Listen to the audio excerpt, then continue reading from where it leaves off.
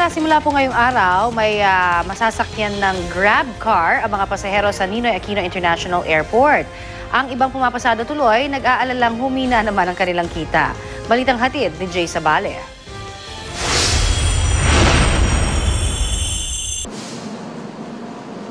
Maglalagay na ang Grab car ng booth sa Bay 7 at Bay 8 ng NAIA Terminal 3 arrival area.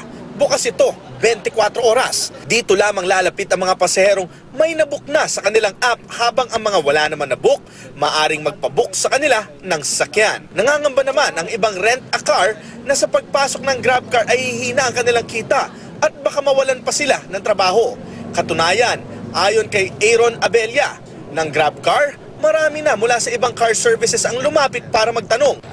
Fare niya po, puro fixed rate po siya.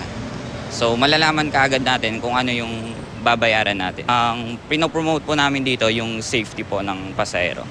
Samantala, nasaksihan naman namin ang isang illegal na transaksyon sa arrival area. Sinalubong ng isang lalaking naka-uniforme, may ID at may sukbit na radyo ang isang pasahero at inalok ng sasakyan. Pero hindi kumagat ang pasahero.